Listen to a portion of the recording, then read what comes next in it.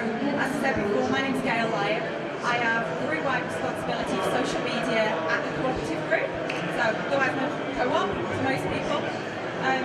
Today I'm going to take you on a journey that lasts 18 months. Quite painful, but hopefully we're on the right side of of the hill. Basically, for those of you who don't know much about the cooperative group is actually 150 years old. It's had a proud history and heritage of being a highly ethical organisation. It's owned by millions of individual members. But 2013 saw the year that the group almost failed. It saw half of its assets that had been built up over generations completely wiped out. So actually business crisis and disruption, certainly through social media, doesn't really come in as severe as what we had with the cooperative group. So I am going to talk a little bit about what we went through. I'm going to spur some grisly details, but you could be persuaded, depends. But I'm sure at some point there's probably going to be a TV mini-series out of it. But what I did want to share with you was some of the learnings that we had and some actually the crisis leadership that we worked through with social media. Hopefully will be helpful to you. God forbid any of you have to go through it in your own careers. Just from the outset, let me say, as a group, we are stable now. We've embarked on a journey now of rebuilding. I hope to turn the business around within the next 3 years. So actually, it's a huge relief. I'm, actually very excited about that. But let me start by reminding you a little bit, if you can't quite remember, what we had to deal with at the cooperative between 2013 and 2014.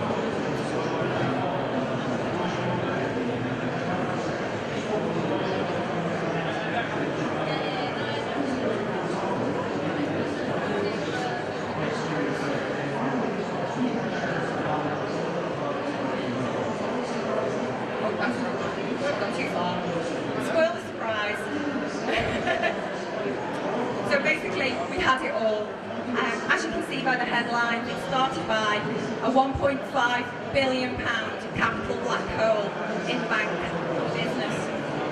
We saw our bank's debt status reduced to junk status. Basically it means worthless, and that was because of a Moody's 6-point downgrade, which was exceptional and never heard of it in the financial industry. Our group-wide profits have been completely decimated and wiped out by the bank's balance sheet.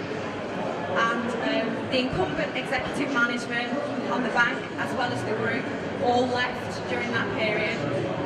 And meanwhile, our elected members, who actually provide the governance for the group, right up to the board level, were left bruised and battered, and actually their competence within the media was called into serious question. So the new team that was led by our new CEO group level at that time, by Ewan Sutherland, was actually brought in to help to try and think of a rescue plan for the bank. What we were really conscious of, we needed to avoid a taxpayer bailout. We had the spectre of Northern Rock hanging over us. We had to avoid it because of all the political consequences that it would hold. And also what we needed was a solution that would leave our cooperative principles of self-responsibility and self-help, not to mention our ethical values, intact.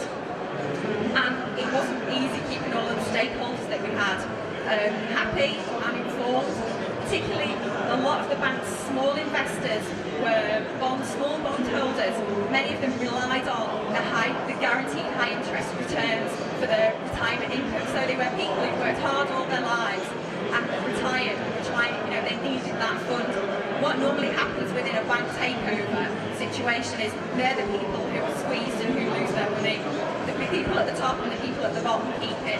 So for us as an ethical organisation, it's really important that we make sure that we put a deal together that helps them as well. But by last November, actually we thought, right, we've cut a deal. We've agreed a solution that would save the bank and the group, and it would also protect our small investors. And we'd even persuaded the New York hedge funds that we were dealing with, who are notoriously, hostile and mercenary. The best way for them to gain their returns back is to actually embed the ethics within the bank's constitution. So actually it was a breakthrough of a deal that had never been seen before. Basically we closed the deal off with the Deputy Governor of the Bank of England one Sunday, as you saw a moment ago, the Queen thought it was safe enough to come and open our headquarters in Manchester. So it was a really special day for us, especially the support centre staff who've been weathering this storm of activity, all through the summer. And also, we thought things could only get better. It was our 150th year, this was the time that things were going to get better. Anyway, 3 days after the Queen came to open our new home, the ceiling fell in on it.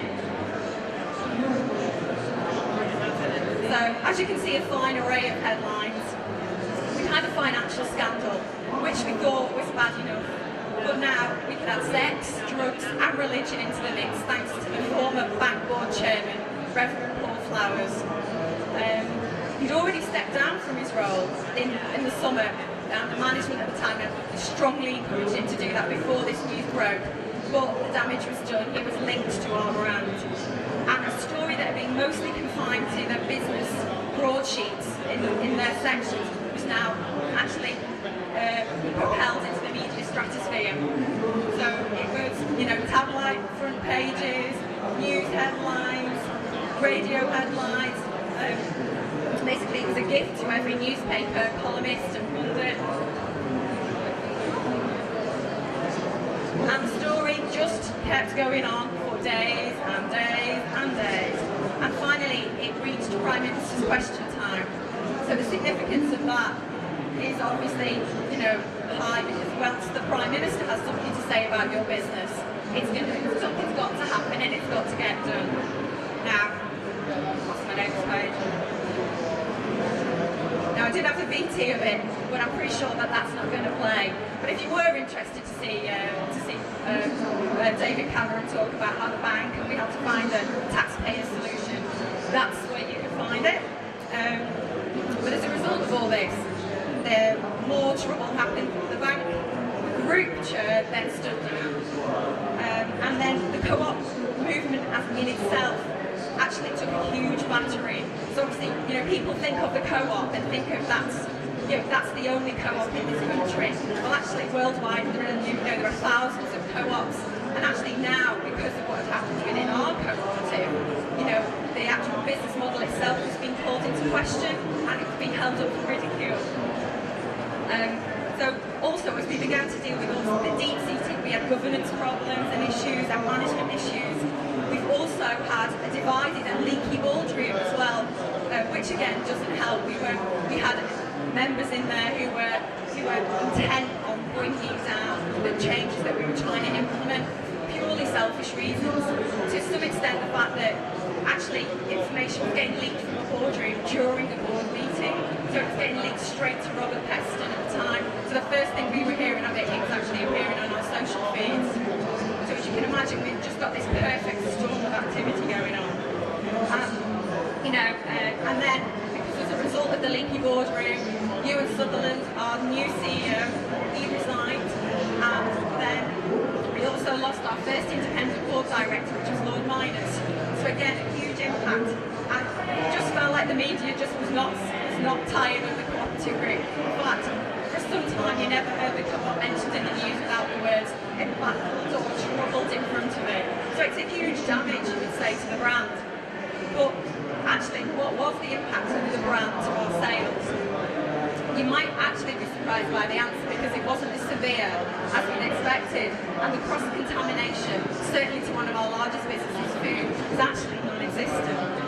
And what we felt was actually, for the years of doing something and doing the right thing, it actually stood for something in the eyes of our members and our customers. So, what you can see here. So throughout the year of crisis, as we like to call it fondly, or it's more like 18 months, we actually were tracking the public perception of our brand through what we call buzz scores. It's a simple but effective measure of how a brand is perceived in immediate terms, and it's based on solely on whether a customer or a member has heard something positive or negative about the brand. It shows you what was happening between September 2013 and the same time in 2014. And you can see really clearly the moments where the brand's perception took a dip, but then did quickly recover. So you can see the moments when Ewan Sutherland resigned, you can see when the Prime Minister intervened,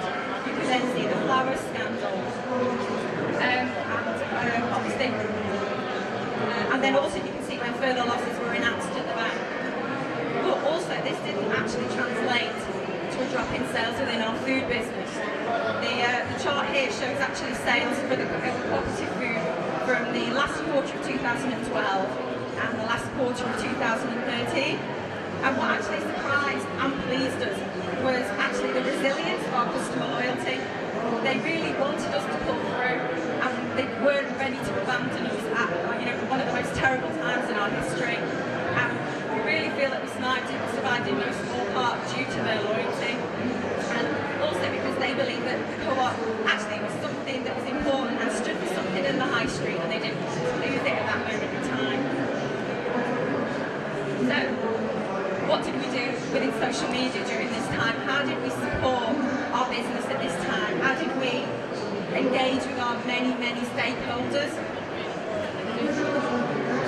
So just to give you a context of our stakeholders, we had our members, we have our customers, we have journalists, we have bank regulators, we have journalists, and we also have politicians to the mix. So we've got a huge amount of diverse people that we have to listen and understand, and within the social space, track, monitor and manage. So basically the first thing really that we needed to have was clear roles and responsibilities, and that was through the entire communications team. There was no room for traditional silos or working in isolation. Every single member of the communications team, from the exec, PR, internal comms, public affairs, had to be on point and had to be ready at a moment's notice, and you needed to know exactly what they had to do at any given time. And because during this time we really showed that the power of social within our business and what it could do, because very quickly it became a barometer of activity.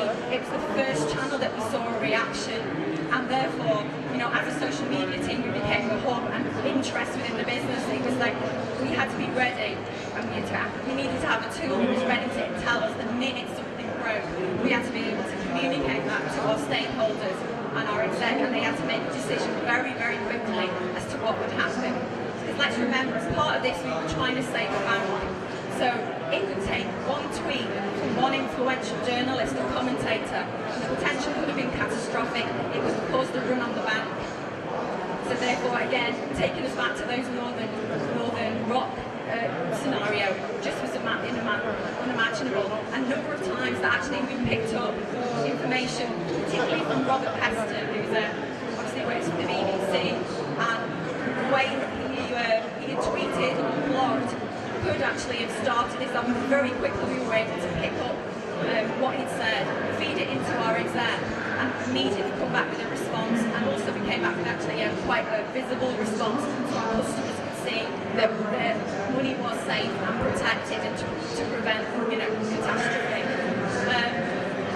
Which does bring me on to the second point. We had a really strong relationship with our regulators. Obviously financial institutions, financial services are heavily regulated, and in fact behind the scenes, because obviously they knew what was going on, we had to provide them with a robust social media plan. We had to give them the comfort and the knowledge that we could deal with this situation, we could monitor it, we knew what the escalation points, and we were able to communicate it with them and with the business very, very quickly.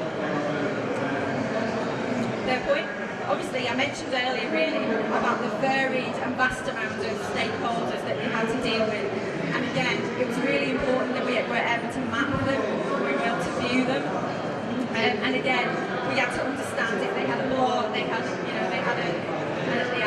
personal website. There was a huge variety.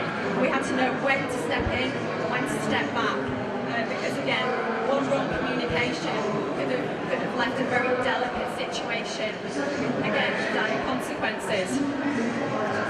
And again, it goes without saying around the clock monitoring, but if you can understand, this was a huge, really intense period of our history, and we had to, as a social media team and as a wider communications team, we had to be on standby around the clock, throughout the day, throughout the evenings, throughout the weekends. Because believe you me, the tabloids love to break the news to you on the late Saturday evening that you're going to be in the Sunday headlines. So you have to be ready and ramped up, which again has huge implications to people's working lives. Again, I mentioned earlier that we needed to give everybody lifetime updates, and they had to be from little nuggets of information to really robust reports as to the scale and sentiment and exactly who was saying what and when, what our response would be. And as a business, we had to then start to manage the crisis and not let the crisis manage us. Well, that's easier said than done, you know, because everybody knows that bad news sells. So what, as a business, we had to do was to be really quick in formulating a plan to rescue the bank. And that actually took 5 weeks to conception. And then we had to be really, the plan basically had to be the story rather than the twists and turns of the crisis. We had to then understand what went wrong, because I think it's really important to then understand really quickly what went wrong, communicate it, and then move on. And as a business, that's why we brought in 2 independent assessments of one for the bank, which was led by Sir Christopher Kelly, who's actually now just recently, last week, been promoted to our group board, and one that was led on our governance, which was done by Lord Miners. And because of how quickly and independently they reported, it enabled us internally to build the case for change. And because we knew that our governance system was broken, and we needed to have a group board that was more professional, and their independent assessments allowed us to do that. We needed a new mechanism for holding that board to account, and we needed to extend our democracy to a mass membership so that they could have one member, truly one member, one vote on big business decisions and also elections to the board. But finally, it was actually, don't forget the business as usual. You know, the cooperative group is a group of businesses, and you know, we have to show strong leadership to make sure that each of those businesses keeps functioning and keeps growing. So, we had a real opportunity. Because of the work we did with each of the businesses and from exec to democratic membership on social media,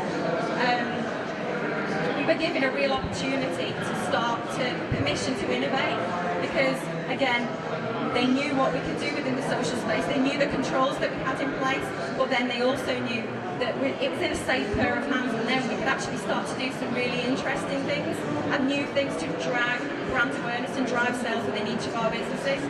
So I'm going to just talk you through just a few examples of the things that we did and the innovations that we did actually during the time of all of this mess and crisis.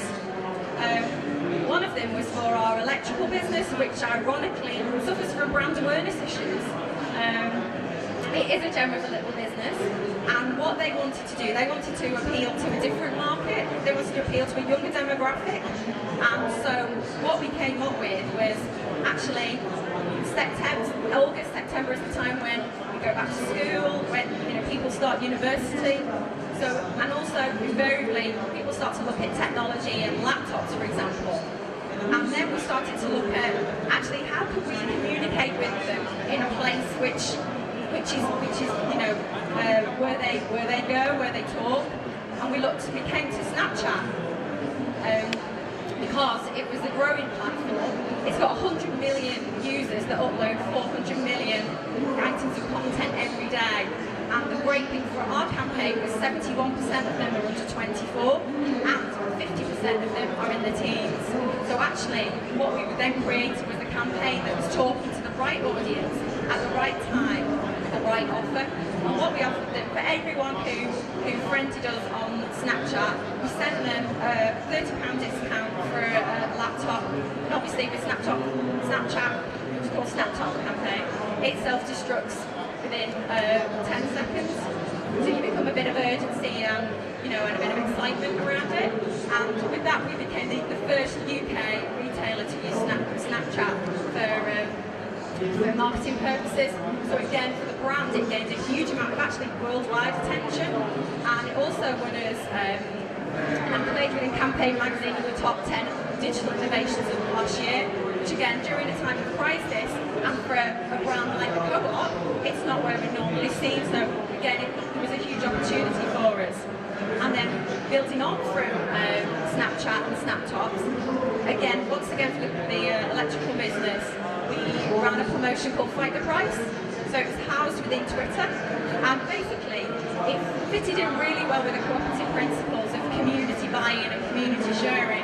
While we, really simple mechanism, we released a product and then we invited the community to tweet, basically to fight the price of that product. The more tweets you got, the lower the price went. We had a little barometer, made it fun, and again, that one, and we actually won the best use of e-commerce, the e-commerce awards for Twitter last year. And again, the really great thing about this was we were able to measure it, measure the impact it had because of all the campaign analytics that were on it. We actually saw between a 3% and 50% uplift on products that we actually featured in that promotion. The final one I just wanted to talk about today was Tweet for a Table. Again, it's a really simple mechanism, just what it says on the tin. It's for our food business, and it was a mixture of social and experiential. And what we invited people to do was we had a pop-up restaurant that went around city centre locations, and all they had to do to get a free lunch or dinner was to tweet us for a table. And then once they were there, they got free meals. They were encouraged to share their images, to share their experiences within social media. And it was so successful actually in return for another year, where we extended the reach towards students. So we started around freshers fairs, we even went to Broadmasters in the UK. We've got a huge amount of stats with that, again, that show the amount of impressions that we reached. I think there was over 4,000 meals served, huge amount of coupons given away to drive footfall to the stores. So again, just a few examples of what we've done. And again, because of all this and all this activity, and now because of a group, we're stable and we're moving into a rebuild phase, it's really given us permission as a social media team to drive and push the boundaries. The business takes social seriously. They see actually that it's really important and it's grounded within our business. And what it can do is it can help feed us information, but it can drive footfall, it can drive online sales. So actually what we're going to look at more in the next couple of years, the next couple of months, it is the use of paid social media and the actual real great targeting elements that they have that Dan mentioned in the last presentation. Using Twitter TV targeting, Facebook custom audiences and custom website audiences. I encourage you all to start to look at that because it's proving very cost efficient through to click-through rates. It's a really interesting time. And then just finally, as a roundup, basically as a company, we've developed a new purpose. We hope basically it encapsulates our ethos, our ambition, and also a promise that we want to make to our members and our customers. And it's, as you can see, it's championing a better way of doing business for you and your communities.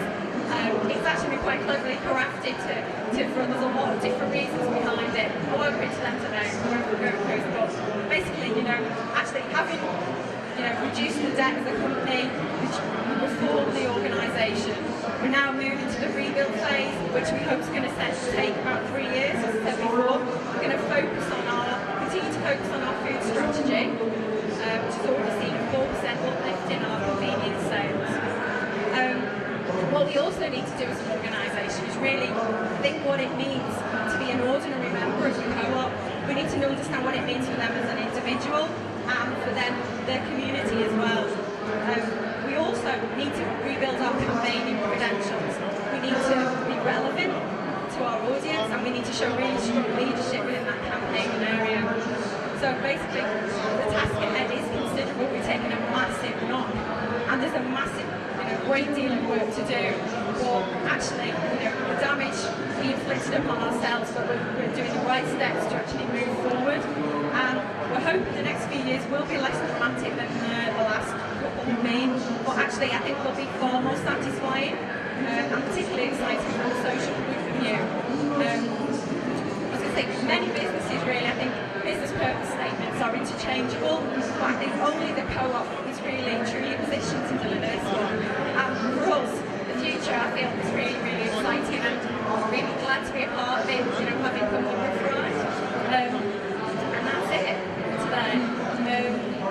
Does anyone want to ask me any questions?